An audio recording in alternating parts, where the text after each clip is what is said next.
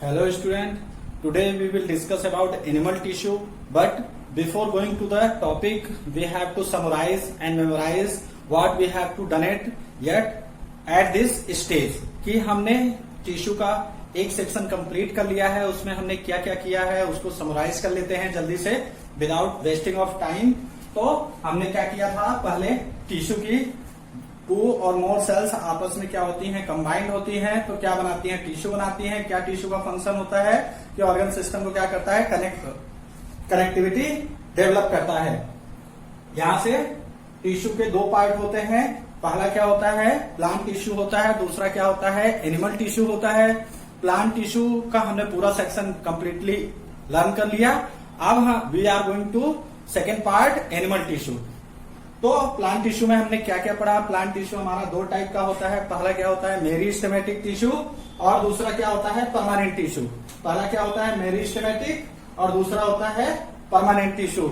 Meristematic के 3 part थे। Meristematic ऐसे टिश्यू जो क्या कर सकते हैं, डिवाइडिंग कैपेबिलिटी क्या होती है, इनकी कमजोर होती है, दैट मीन की लेस क्रिएटिव होते हैं डिवाइडिंग कैपेबिलिटी के लिए, तो उसको हम मेरिस्टेमेटिक बोलते हैं। तो ये 3 टिश्यू क्या करते हैं, अलग अलग पार्ट में वर्क करते हैं। स्टेम के टिप पे एक वर्क करता है, दूसरा क्या होता है लीफ के कॉर्नर में वर्क करता है, तीसरा क्या होता है लेटरल साइड में क्या वर्क करता है स्टेम और रूट के लिए। तो एपिकल, इंटरकैलरी और लेटरल ये 3 पार्ट थे किसके, मेरिस्टेमेटिक के। सेकंड कंडीशन में आते हैं, सेकंड हमारा पार्ट था परमानेंट टिश्यू, जो हमारा 2 टाइप का था, एक तो था सिंपल परमानेंट टिश्यू, दूसरा है हमारा कॉम्प्लेक्स परमानेंट टिश्यू।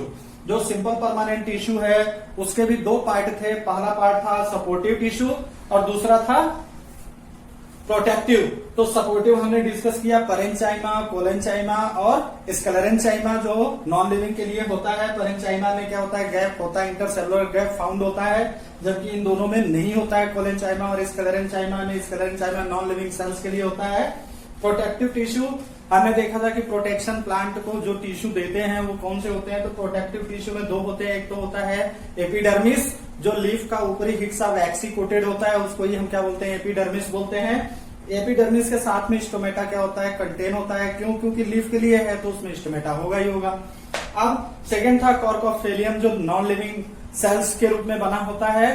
तो ये क्या होता है, स्टेम का आउटर कवरिंग होता है जैसे पेड़ की छाल। तो कॉर्कोफेलियम के बारे में भी हमने स्टडी कर ली। तो ये हमारा पूरा प्लांट का जो सेक्शन था वो कंप्लीट हो गया। Let's we move on animal tissue. हमें पता है क्या होता है, तो या सेल का एक ग्रुप होता है जिसे हम टिश्यू बोलते हैं। ठीक उसी तरीके से जैसे प्लांट में टिश्यू होते हैं वैसे ही as well as in humans and animal also have a tissue. तो जो टिश्यू यहाँ पे है एनिमल टिश्यू वो 4 टाइप में क्लासिफाइड किए गए हैं। पहला जो टाइप है एपिथेलियल टिश्यू, उसको हम डिस्कस करेंगे।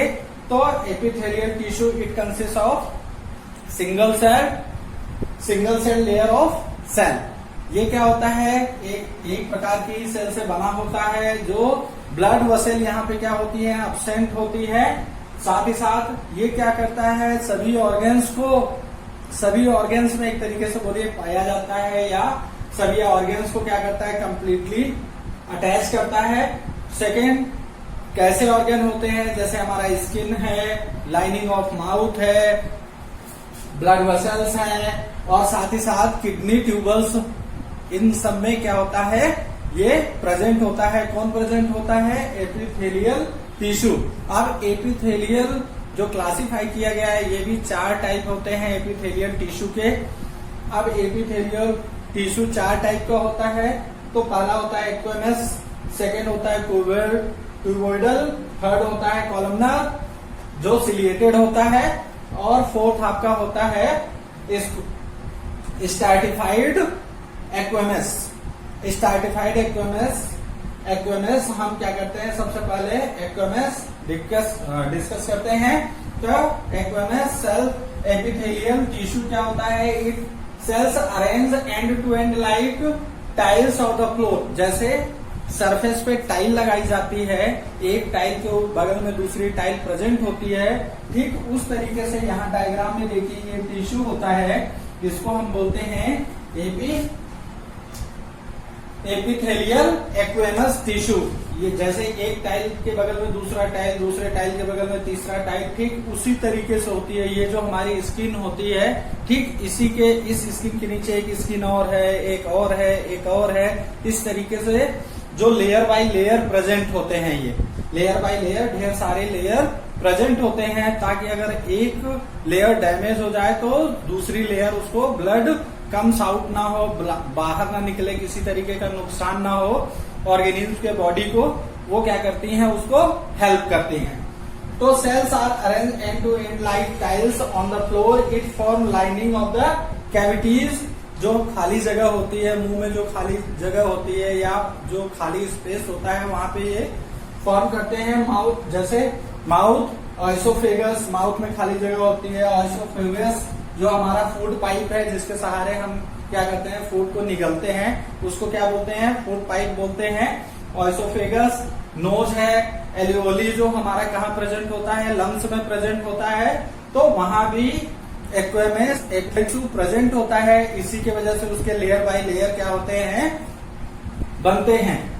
It also form a blood vessel, ये क्या करता है, ब्लड वेसल भी फॉर्म करता है, दैट मीन कि एक तरीके से बनाता है आपस में layer by layer. Covering of tongue and skin, जो टंग की कवरिंग होती है, ये भी लेयर बाय लेयर क्या होती है, एक्वेमस एपिथेलियल टिश्यू का ही बना होता है। Epithelial cells are arranged in many layers to prevent and tear in skin. ये एक से ज्यादा जो सेल्स आपस में अरेंज्ड होती हैं, जो लेयर अरेंज्ड होती हैं, ये क्या करती है, प्रिवेंट करती है, रोकथाम करती है कि अगर किसी वजह से वो लेयर कट जाती है तो ब्लड बाहर ना निकले, तो इस चीज को रोकती है। जैसे हम खाना खाते टाइम हमारी टंग कट जाती है कई बार, तो फिर वो ऑटोमेटिकली उसके लिए कोई मेडिसिन नहीं लेनी पड़ती, वो धीरे धीरे करके उसको क्या कर लेती है, मेंटेन कर लेती है और वो ठीक हो जाता है। Now let's we move on second जो पार्ट है हमारा क्यूबोइडल।